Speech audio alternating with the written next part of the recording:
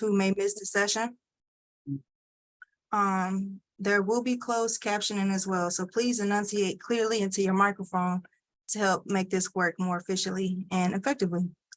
If anyone ever needs any other accommodations, you can just let us know. You can email me at christyrholland@gmail.com or email Liz Kramer, my co-chair, at kramer.liz@gmail.com. And I'm putting those emails in the chat right now.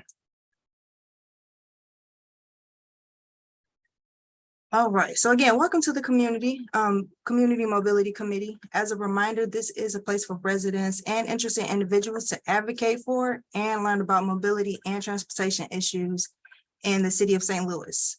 So please be respectful in conversations and questions. We are grateful to have so many of you here today, so many people working from the city, and we encourage everyone participating to be respectful of their work and their hard efforts, as well as everyone's varying opinions.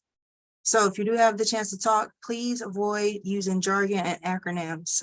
If you are using a technical transportation term, we ask that you please define it and ideally share a link in the chat. Not all of our members are familiar with this technical language, so we just want to make sure that this is an inclusive space for learning and participating. Please be mindful of time. We will be encouraging more follow-up to happen outside of the CMC meetings, both through our notes and just through direct answering of questions. We hope this will help us with keeping our meetings more focused and respectful. The chat function, please use the chat to share your questions and responses. We will be collecting these in our notes as well. So again, thank you so much for your patience and this tech change. We had to do a last minute pivot. But, I think we're all used to that with COVID. So thank you so much for your flexibility. With that, we are lucky to have the participation of the city staff, the mayor's team, and a number of our alders in our efforts. So I'm going to ask each of the city representatives to give a quick introduction. I will start with Andrew. So hello, I'm Andrew Lackey, and I'm the Deputy Commissioner for the Office on the Disabled for the city of St. Louis.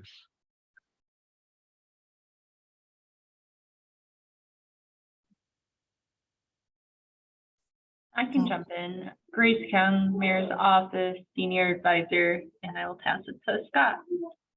Hey, good afternoon, everybody. Scott Ogilvie, City of St. Louis Planning and Urban Design Agency, Program Manager for Complete Streets, and joined by Planning Executive Director Don Rowe today. So hello, Scott's the normal participant, but I thought I'd sit in for a while today. Thank you. Hello. Is that everyone? I see Alderwoman Okay. Schweitzer is. Yes. Hello, Alderwoman. Welcome to the meeting. It's always great to have you. All right.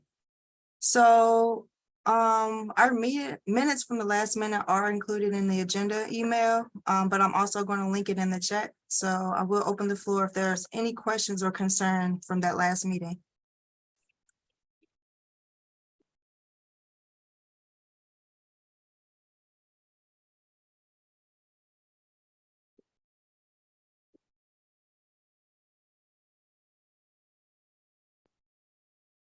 Okay.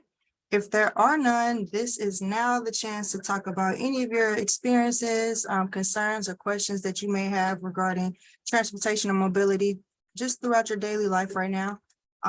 This is limited to 2 minutes per person, so we would love to hear what you have to say, but limited to 2 minutes.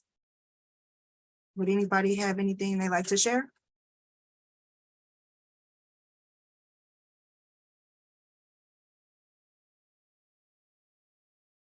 Oh, we're a quiet gang today. I guess that's good news in St. Louis. There you go. Go ahead. Thank you very much. Nothing too specific, but something that I've been thinking about. My name is Christian Frumelt, everyone. I live over in Gravois Park. I've just been getting into public transit and climate activism over the past few years. And something that I would like to raise is a question, and it's why aren't we advocating for more purely car-free spaces? Because I think there's plenty of street to go around. And there are already avenues that feel much safer to bike and walk on because they're not heavily trafficked streets. And I just don't understand why we don't advocate for that as a policy and a potential solution to the traffic violence that we're seeing week in and week out. I keep finding out about people who are getting hit, who are getting killed. Like I said, I think there's plenty of streets to go around, and we need to start couching these street solutions in terms of climate change, because we might have beautifully designed streets, but it's not really going to matter in 50 to 75 years when we can't even go outside because of the temperatures or because we don't have breathable air. And the amount of pavement in the city, which has recently been reported on, is a reason that St. Louis is one of the worst heat islands in the country. And of course, the cars themselves, the cars getting bigger, like the SUVs, are making the air pollution worse. And because a lot of pollution comes from tires on the streets, things like electric vehicles are not going to necessarily solve that issue. So I would just like to advocate for more car-free spaces and to start talking about that as a viable solution. Thanks. Thank you so much. Would anybody else like to share anything?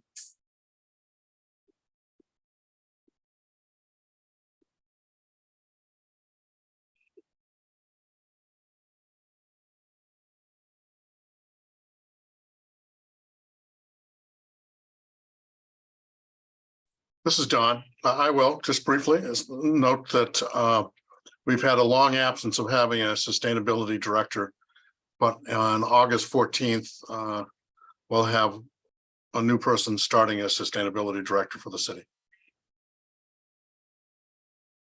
Awesome news. Thank you so much for sharing that.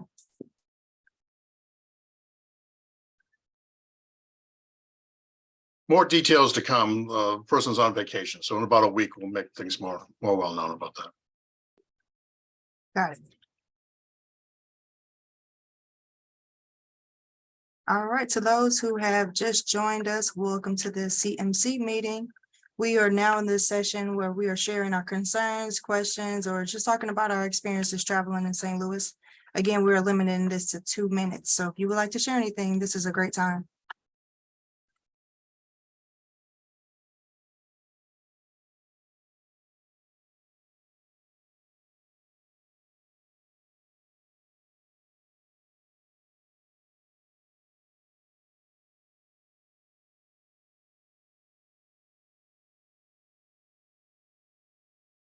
All right, going once, going twice. All right, we will move on to the next portion. So I'm pretty excited about the guests that we have today.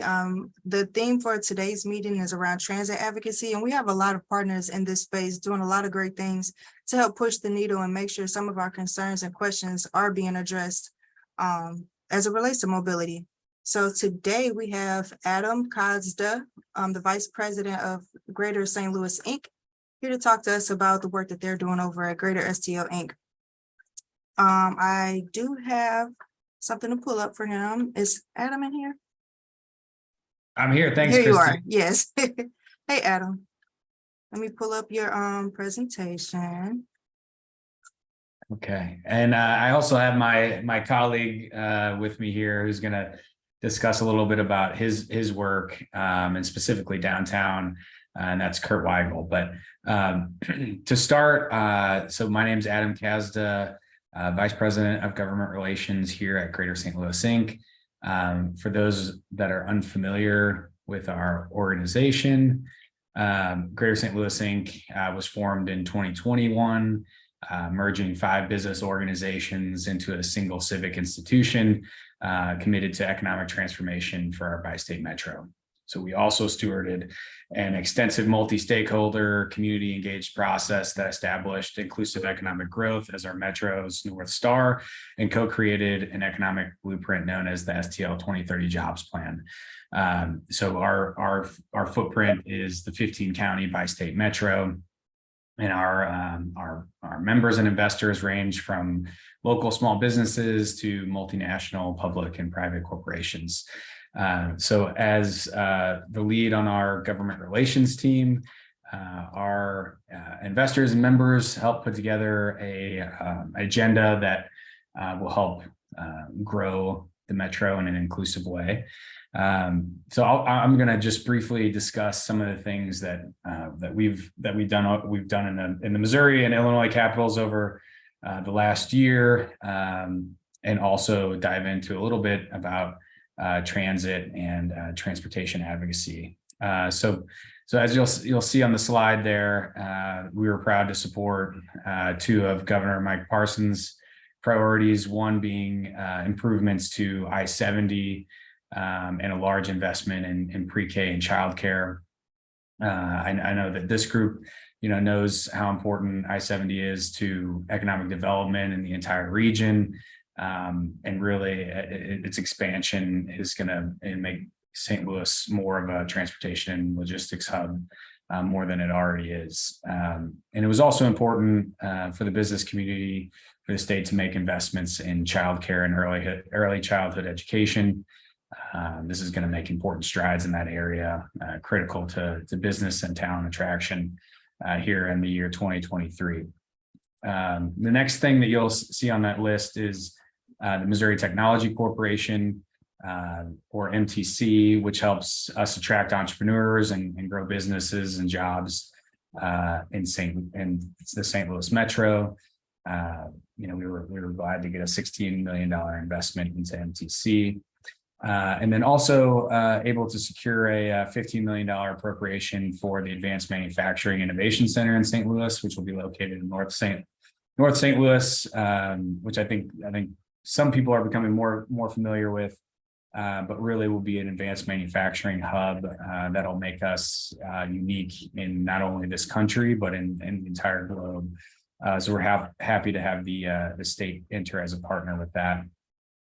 And then finally, I think what most of you all are here for is, we're proud to see that public transit and the state budget was bumped up to $11.7 million. I think Kim Sella is on this call with Citizens for Modern Transit, but really over the work that she's done over the last 10 plus years,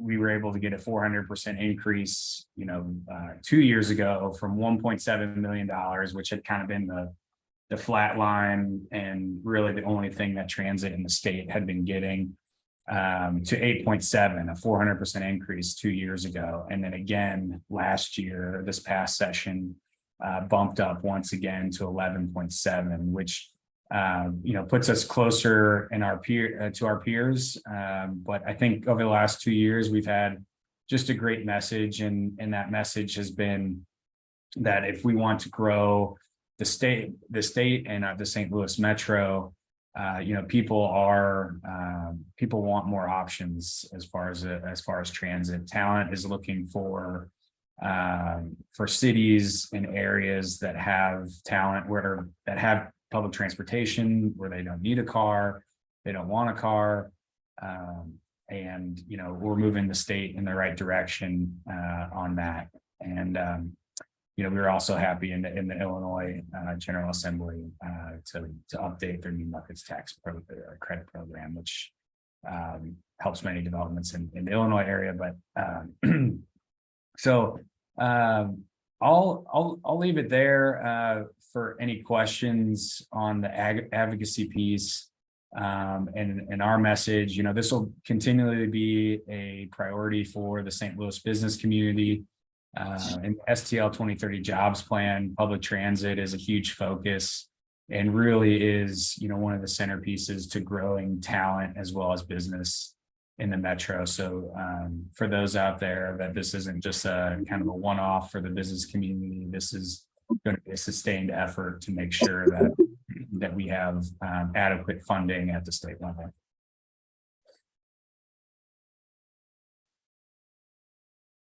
Thanks, Adam. Are there any questions so far?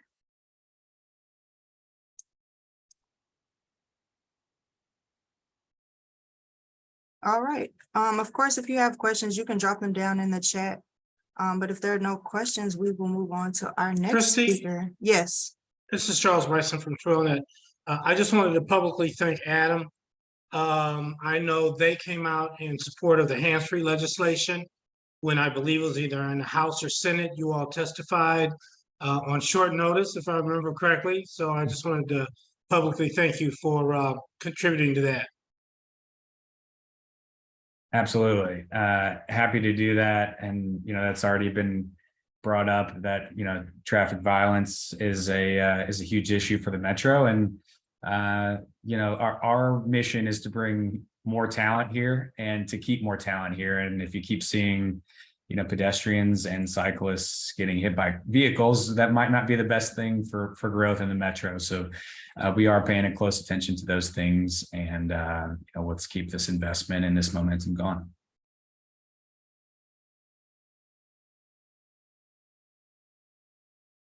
All right. Next, we will move on to our speaker, Jeanette Oxford, who is a public policy and advocacy manager over at Paraquad. She has some great. I think Kurt, it might be next. My colleague. Oh, I'm Right. so sorry. Kurt, forgive Hey me. there, Christy. Hey, Kurt. All right. Well, hello, everybody. I know probably the majority of you on this call are not familiar with me. I came on at GSL, and first of all, pardon my voice and my energy level. I'm getting over from illness and still not 100% clearly. But it's my pleasure to be with you. I'm the Chief Downtown Officer here at Greater St. Louis, Inc. I started last September in that position. Have had the privilege to get to know Don Rowe and a couple of the rest of you a little bit since then, and look forward to getting to know the rest of you as well. I came just before this. I kind of cut my teeth in Detroit for the first number of years in my career, all doing urban development and management work. Then for 18 years ran the downtown development district in New Orleans before coming here. So this is almost all I know is downtown development and management. So I guess there's a good thing and a bad thing about that. But I will also say that during my career, I've made it a priority to increase facilities and kind of comfortable use of all the public realm for people who are walking, rolling, cycling, or using transit. It has always been a priority of mine because I know that that's what great cities look like. If you were to look at my deck that talks about what great cities look like, that is one of the key elements. And so I feel very comfortable amongst this group, and thank you for your advocacy. I just want to touch on two projects that I think are really great models for how the civic-minded business community like GSL and the public sector, when they come together, can do some really powerful, beneficial work. The first is 7th Street. This is a project that's been going on for a number of years. I would say all of us who have been involved in it, either early on or very late, like I am, would say too long. But this is the introduction of a cycle track, a protected cycle track, and general pedestrian and public realm improvements to 7th Street from Washington Avenue to Walnut. And conceptually, if you will, to connect Washington Avenue, which of course is one of our main streets downtown, to Ballpark Village and to Busch Stadium. So it plays a critical role there. This is a project that's much farther along. This is something that we've done in partnership with SLDC, and I want to thank Neil Richardson and Rob Orr there particularly for their leadership on this project. It's been a long time coming. We've actually been out to bid once, and unfortunately, because of some of the construction cost rises that we saw over the last 3 years, and some of that's backed off, but not enough of it. We were over budget. We've had to go back and do some value engineering to the project, but we still have a little bit of a gap, but we're getting really close now. We've come together to fill some of that gap with SLDC, are looking for some other sources for the rest of it. But that project will be going out very soon to bid. via the state. And so we're glad that that's moving forward. The other major project that is, like I said, this really outstanding partnership between GSL and the city that we're working on with Board of Public Service is it's generally been called traffic calming. That tells part of the story, I'd say, but traffic calming improvements to 4th, Broadway, and Washington. Now, I think almost anyone would say that 4th and Broadway are more highways than streets, and so could use some calming. These projects, while they're just starting design to get into the design phase, based on the conceptual work that GSL paid for and the traffic studies that we've done, we expect there to be road diets involved, like similar to 7, increased facilities for pedestrians, more greening of the street. There's actually evidence that shows that just planting trees on a street slows vehicular traffic. All those things coming together with, once again, a protected cycle track along 4th, all the way from Choteau to Washington Avenue. And those 2 cycle tracks, along with the one that's also planned for Tucker, will take us from having none to 3 during the period. And of course, the Brickline Greenway will add an east-west cycle track to this mix. So we're going to make some pretty substantial leaps forward over the next several years, particularly in that realm. So I'll just leave it there. I did want to say one thing. John Kohler, who has been our partner on this at Board of Public Service, cannot be on today's call. But I want to thank him and Board of Public Service for putting in a grant proposal, a funding proposal to East-West Gateway for some transportation alternatives funds, which will allow us to do that cycle track and some of the improvements along Washington Avenue. So it's all told, including the match, a $3 million shot in the arm for this project. The city, I want to thank the Board of Alders for allocating $5 million to this project. We think construction terms, it's about a $10 million project. So we're going to be closing in on $9 million of funding for this, still going after the rest of it, but we've made really good headway in the last really just 6 and 7 months. Thank you. That's really exciting news to hear. Can't wait to bike through St. Louis safely. So I'm so excited for the work that you're doing. Thank you. Thank Are you. there any questions, any comments, Mike? Yes, Kurt, I did have a question regarding the protected bike lanes for the downtown region. So could you maybe elaborate some more about what the intersections will look like? Will it have like a little corner or refuge island? Will it have will it have crossing signals just for pedestrians to go first, or even a setback for cars when at stoplights? I'd love to know more. Yeah, Mike, unfortunately, working at home today, still being sick, I don't have the plans in front of me, and I'm not recalling the answers to those specific questions, but I'd be happy to follow up with you with those answers. And of course, like I said, the cycle track on 4th is just now starting into the design phase. So we'll know more about that as we get into it. Thank you. Awesome.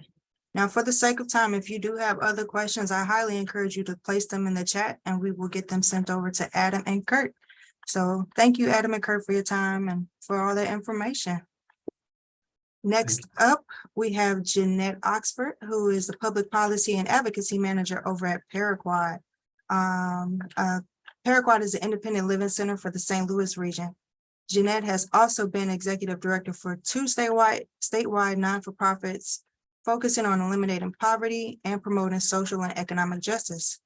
Jeanette represented a St. Louis House district in the Missouri General Assembly in 2005 to 2012 and has a bachelor's of arts, in religious studies from SIUC, and a master's of divinity from Eden Theological Seminary. So with that, Jeanette, I will let you take over and I will share your screen. Thank you. I appreciate it. So I started here on January 3rd of this year, and I'm a person living with a disability, but I am able to walk with a cane and I have a car. And I had not realized how desperate the situation is for people with disabilities around public transit. But I started to hear about that from our board members and from our staff. Many of my coworkers have difficulties getting to work. Some of them, have a coworker that just came in to tell me last Friday she called about her rides for this week from Call a Ride, and she could not get a ride on Monday or Wednesday. She called on Monday about Thursday and could not get a ride for Thursday. And this is, for people to get to their employment. So there's a real challenge. And as soon as I heard this was going on, I started to invite people to weekly meetings. So on the second slide there, if you would advance, we've started to convene weekly meetings on Thursdays. And we started with a list of only about 6 people, and that's grown to about 60 now. And most of our meetings have 12 to 15 people present. There's some core folks that come every time, and there's other folks that kind of rotate in and out. We share, what's going on, how are things, what are the conditions, are things getting better, and we make plans for what can we do to advance transit justice for people with disabilities. So the first thing that we did is we went to the Regional Disability Transportation Network on February 1st, and they have a public comment or a roundtable sharing session as part of those meetings. So we shared this list of things that people with disabilities find to be true: a high rate of trip denials, a high rate of trip cancellations, van and bus maintenance issues. Sometimes folks are taken to the garage and put on a different vehicle. Inflexible and punitive rules about how you do your scheduling, or if you don't show up for a ride that you scheduled, the need to schedule 3 days ahead, having to dial many times before reaching scheduling, and having to use cash only, which means that say a person who's blind may have to make an extra trip to the bank when they're already having trouble getting places to pick up cash, and that's been really inconvenient. So we shared at the February 1 meeting that these things were going on. And at that meeting, not a word was said about the fact that there was about to be massive changes to the metro routes. But on February 28th, if you would go to the next slide, there were cuts to certain routes, like some South County areas and some far North County areas no longer are served because they're not within 3/4 of a mile of a fixed route. And then there were some times of day service that were cut. This was announced publicly with a press release on February 28th. This was really a concern. It's sort of like, why would you wait so late? Why didn't you tell us this on February 1? It takes a while to schedule rides. If you're a person with a disability, finding out that you're about to lose transportation, we need more notice than this. So a lot of us signed a letter together to Paraquad asking that they push pause on that and let us look for other solutions. We sent that letter on March 14th. On March 15th, we had a reply saying no, they were going to go ahead and make the cuts, that they had to do that they denied 60% of their rides in January, which was like 18,000 rides, and that they were just going to have to make this change because they can't get enough drivers. So we were very concerned that this is really hurting the quality of life for people with disabilities, whether it's getting to work or getting to recreation, getting to doctor appointments, et cetera. So we filed an official complaint on March 30th with the Federal Transit Administration, and that investigation has begun. We also filed a complaint on April 7th with the Disability Rights section of the Civil Rights Division of the U.S. Department of Justice. And on the next slide, there's a list of the multiple groups that signed on to that Department of Justice complaint. It is a longer list than did the FTA complaint, the Federal Transit Administration complaint. So I won't read all those names there, but probably you all share these slides later in a follow-up mail or something, so you can see who that is. But it's mainly groups that serve people with disabilities. There are quite a few groups that serve people who are blind there. So since those complaints, some more things have happened. We'll go to the next slide. We have continued to press for the chance to meet personally with the Bi-State Development Corporation Board of Commissioners. We started asking back in March, and we finally were offered a 1-hour virtual meeting. We asked for a 90-minute face-to-face meeting, but we were instead given a 1-hour virtual meeting with 30 minutes allotted for people with disabilities to talk, 10 people for 3 minutes. We accepted those terms because we wanted at least it to be a beginning. The meeting did take place on June 21st with the chair and the vice chair of the commission present, but no other members of the board present. Several of the executives were there, and we were glad to get their ear. The chair and the vice chair did show an appropriate, level of concern. We watched their June 23rd board meeting after the meeting with us on the 21st. And clearly they'd taken it to heart, and they did do a couple of things immediately. They moved a hiring bonus up to $5,000 from $2,000, and they've now started to pilot a new electronic payment system that may mean that people don't have to use just cash anymore. We followed up that meeting on the 21st with a press conference on the 22nd, at which we issued 4 demands that are on the next slide. We asked for Metro to make their board meetings more open to the public. We say just live streaming something on Facebook and taking public comments on an online forum is not a truly open meeting. We think hybrid meetings would be better, face-to-face and online. We want there to be an end to the disparity in paratransit wages and benefits, and for a generous offer to be made to the local that represents the Metro and the call ride drivers. We want Metro to press reset on their level of engagement with people with disabilities. We should be involved in all of the planning from the beginning, and nothing should happen about us without us. And Metro should contract with outside consultants with the needed expertise to solve these systemic issues. And then finally, a group of us did go to an accessibility institute on the last slide in Oklahoma City back in May. That included several folks involved in the Thursday organizing, but others. Andrew Lackey was there, for example, and Tracy Bauer on behalf of Metro. So a team of us have been meeting, and we're continuing to meet and plan. We have a meeting with some federal folks that are coming to town in later in August to continue our work. And at our July 13th meeting of this team from St. Louis, we agreed that we need to remake the ADA advisory committee at Metro so that it has more involvement from a more diverse group of people with disabilities. And we'd also like to press for the bi-state board of commissioners to always include a member living with a disability. So that's where we are at present.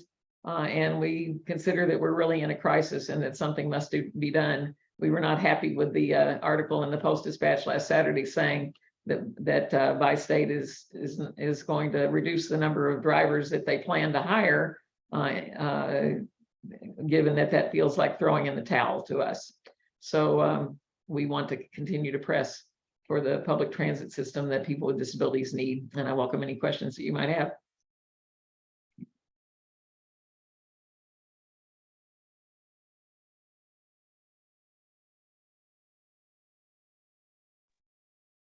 Thank you so much, Jeanette. I am putting in the chat group. If you would like to participate in the survey that they have going forward, they're inviting everyone to just share information on how the transit system currently affects you and what needs to be done to make the transit system better for people with disabilities. It's going to look long in the chat, but I did include the link for you to participate in that survey. Thank you so much, Jeanette.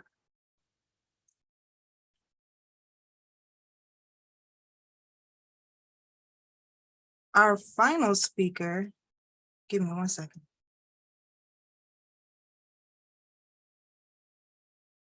All right, so our final speaker today is Juliet Salih. Juliet is a school teacher with cerebral palsy, and she discusses her lifelong goals to teach children and to eliminate barriers for people with disabilities. Today, she uses her skills to advocate for advocate for better transportation with those with disabilities. So, Juliet, thank you so much for joining the conversation. I'll let you take it from here. Thank you. My name is Juliet Salih. Thank you for having me here. And as Christy said, I am a teacher with a disability who does a lot of advocacy work around transportation and accessibility in general, because I am a person with cerebral palsy and I do not have a vehicle, cannot drive. I have a significant visual impairment as well. And so I rely heavily on public transportation to get from point A to point B. And so I just wanted to talk a little bit about some of the recent advocacy work that that has been done around transportation from my end. We have been, I am part of a coalition that is called Transportation Matters. And as Jeanette called it, the transportation crisis has kind of really come down the pike again. We've been doing a lot just to lift the voices of people with disabilities who use public transit. So we've been collecting stories of folks with disabilities around, what has happened with Call a Ride? Were you able to get a ride? What happened when you called and requested one? Were you able to get one? Were you able to go to work? Did you make your doctor's appointment? We've been collecting stories around those things. We've also, and it's not just Call a Ride. We've been talking to, the coalition also includes people who are cyclists, people who get around just without vehicles, period. And so we try to be as intersectional as we can. And we've also attended some meetings, made sure that our voices are heard, just to say that this is a serious issue, like transportation for folks with disabilities. If we don't have it, then we can't contribute in other areas of society. Mm-hmm. And that's absolutely not okay.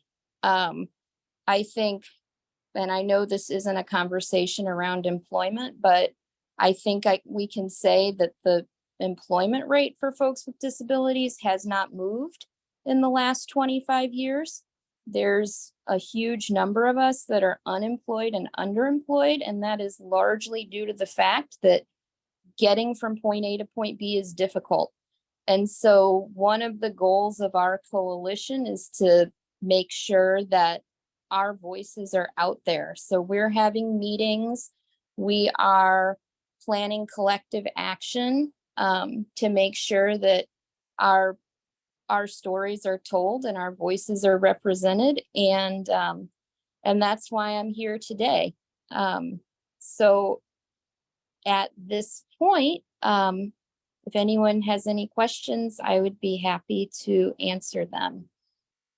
Hey, Juliet, I have a question. How can we as a group share our stories or just contribute to the voices around transportation Sure. for the coalition? Yeah, so if anyone has a story around transportation that they would like to share, I can I can put my email in the chat to make sure that that gets out there. And then also we've been teaming up a bit with Paraquad. And so Jeanette, I don't want to speak for you, but we can, I think between the two of us, we can make sure that that story gets to where it needs to go. So I'll put my email in the chat. Okay, Right. great. Thank you. Thank you so much. Are there any other questions, comments? I don't mind, Julie, you talking for me, and I'll put my email in the chat as well. And we'd certainly be glad to add you to the distribution list for announcements of our weekly organizing meetings. We do those by Zoom on Thursdays at 6 p.m.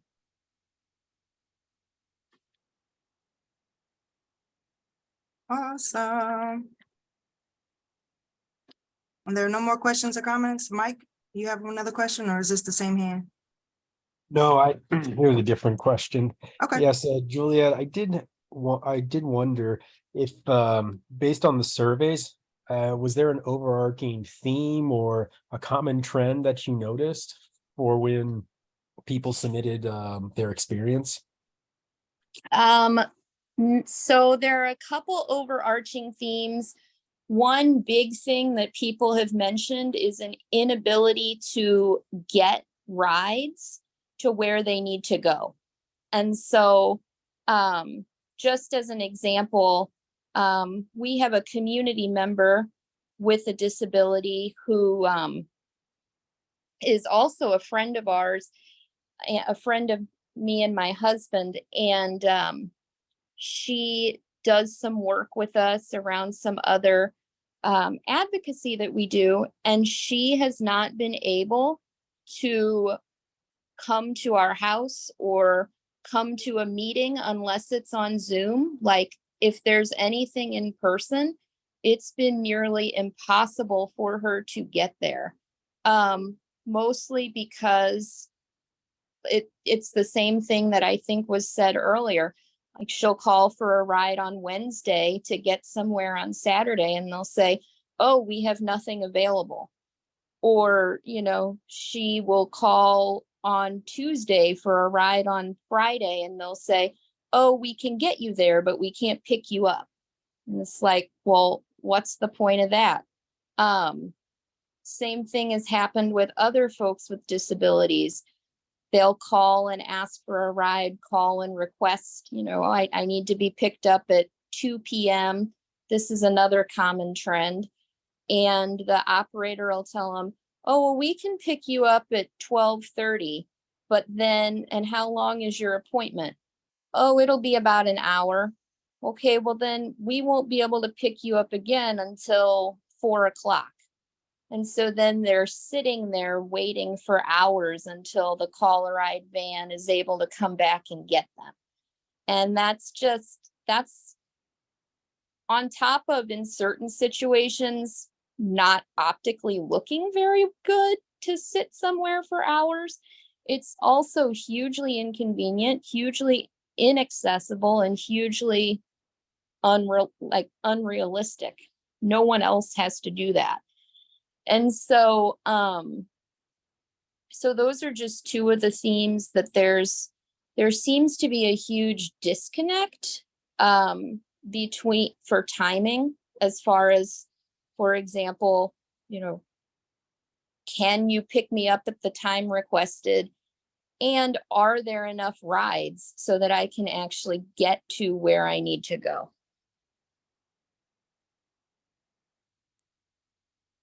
Got it. Thank you. Yes, it did. Thank you for sharing. Mm-hmm. Jeanette, I have a question for you. I'm sorry, not Jeanette.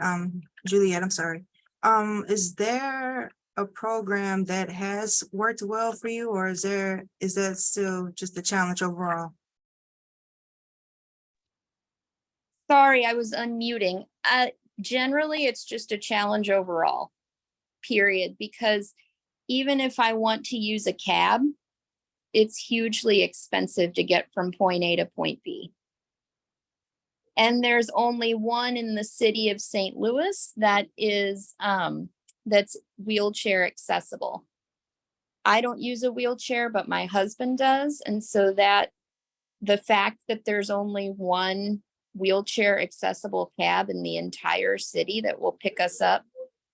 There's more than one. I should rephrase that, but the only one who's willing to come to the city and pick us up is the only one that we are able to use.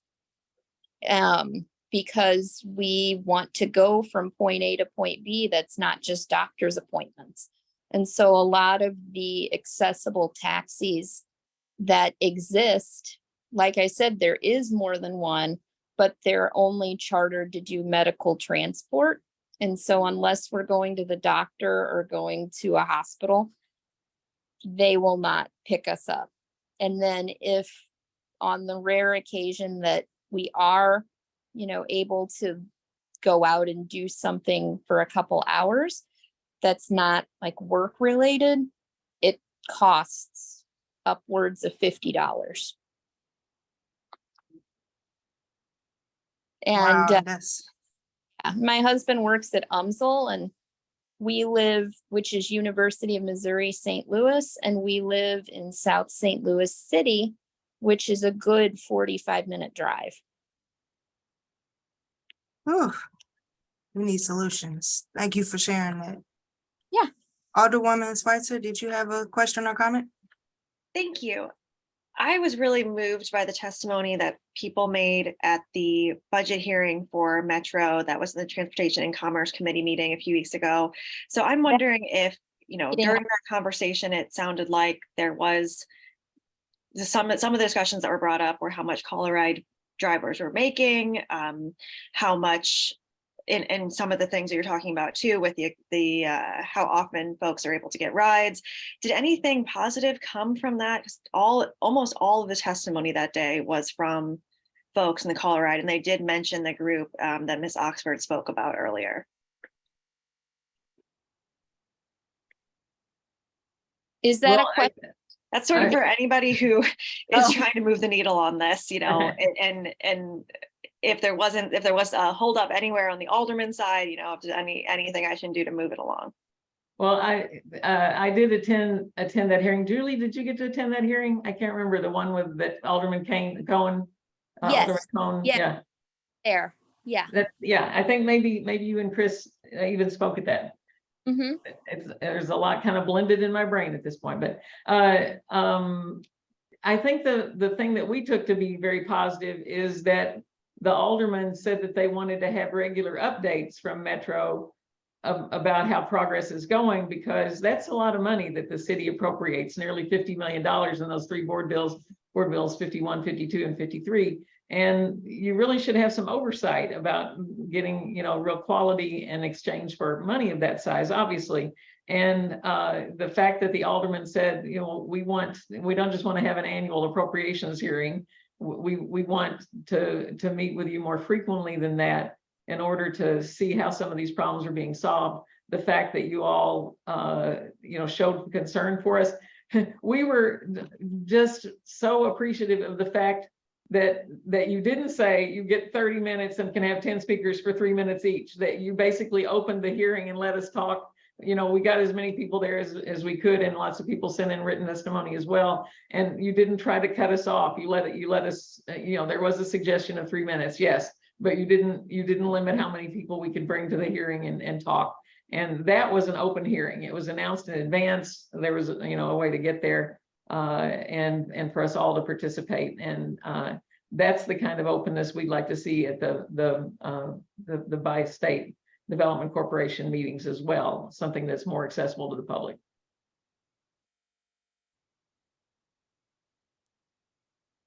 Patrick, did you have any questions or comments? Alderman Schweitzer actually asked the question I was looking towards, but I guess the one question I did have was, do you guys have data on like peripheral families, so your kids, other family members that are affected by your transportation issues and how it's affecting the family in general? We have a trouble form that we invite people to fill out. And so sometimes I'm able to capture some information about that kind of thing on those trouble forms. One of the things that concerns us is that we aren't getting enough real-time data, and we'd like to be in conversation with bi-state about how to make that possible. Hopefully we'll know more about what's being canceled and what's running late and how many people are being denied rides in a more real-time kind of fashion in the future. Surely there's a way to technologically do that, and I think there are some good consulting companies that could help develop better real-time reporting. But I think you're right that there are these ripple effects, like my coworker Stephanie that I said got denied rides for 3 times this week. She has to find a family member or come up with a lot of money, in order to get here to work. So it does have this ripple effect on the whole community around Stephanie when the public transit that's affordable and supposed to be for her that falls through around getting her to work. Wow, that was a great question. Thanks for your insight on that, J-Mo and Juliet. And thank you to everyone who presented today, Kurt, Adam, J-Mo, Juliet. Thank you so much for your insight on this. Hopefully everyone found an opportunity for them to get involved or even gain another perspective on what all of our community members are experiencing trying to travel around St. Louis. So get involved, use your voice, show up to the meetings. J-Mo, you said the Zoom meetings are on Thursdays, correct? Show up to the meetings, even if it doesn't affect you directly, show up so that you have a more robust understanding of what's going on and what we can do to make travel better around here. So again, thank you all so much for presenting. We are 5 minutes out before the end of the meeting. So at this time, we will open the floor for some subcommittee updates to improve communication between members of special events and transportation news. We have changed the settings on the CMC Google group, so now anyone can post on it. So if you have anything you'd like to say on there, definitely go on and post. The engagement subcommittee did devise a few guidelines to ensure that all posts are related to the CMC's mission. So please review them before posting. All right, and I will put those links in the chat. But subcommittee, engagement committee, are there any updates? Yeah, I just wanted to quickly say thank you to everyone who signed up on our sheet to invite the Board of Aldermen to CMC meetings. The engagement subcommittee is looking to host new aldermen and neighborhood improvement specialists at one of our upcoming subcommittee meetings to educate them on what exactly is the CMC and our mission, and find ways to improve communication between us, the board, and neighborhoods in general. Starting in September, the engagement subcommittee will meet every third Tuesday at 11 a.m. I'm going to drop my email in the chat, and if you would like to be added to the calendar appointments or reminders, I can add you there. And then we will also, the CMC will be collaborating on Parking Day with Washington University. Thank you to Matt Bernstein and Becca Gilberg for their help with that. An email with more information and as well as a volunteer sign-up sheet will be sent out shortly. We're working out a few more details, but do keep know that the CMC will be doing something for Parking Day alongside Washington University. And I also wanted to give a shout out to TrailNet that is taking the lead on coordinating basically Parking Day applications with the City Treasurer Office this year. We've done it in the past. Parking Day is in September, and I think it's the 15th this year, but I'll do a quick Google search, Mike and Kalina, before this meeting ends in the next few minutes. But yes, so thank you to TrailNet for coordinating with the Treasurer's Office this year. Rachel, over to you for your updates. Nothing to report at the moment. We're meeting on Monday, the 31st, and Scott's going to be our guest to give an update on some of our notes that we've been taking in the past few months about safe streets and what's being done and what role we can play as a committee. So next meeting, we'll have more of a thorough update on that.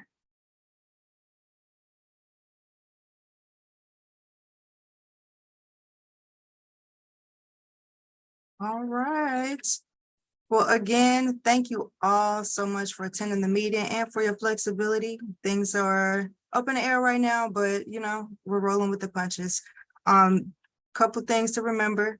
We are, I'm not sure if everyone saw the email, but be sure to send Liv some love. During this time, it is very difficult for her, so make sure you're loving on her.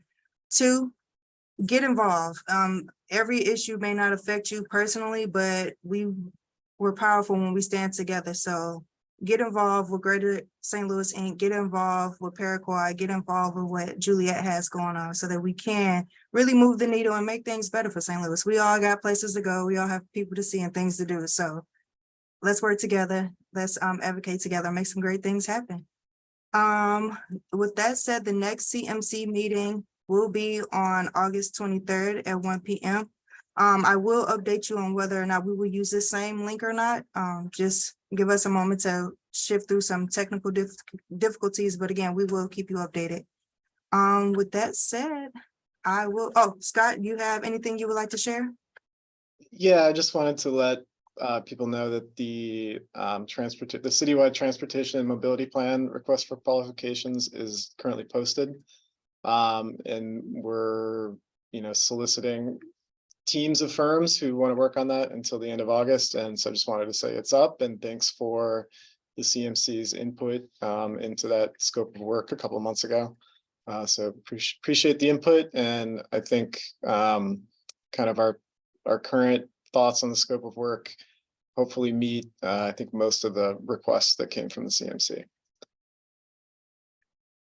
That's all. Awesome. Thank you so much, Scott. And with that, we will wrap it up. Thank you again, everyone. I hope you have an amazing afternoon and a great weekend. Have a good one.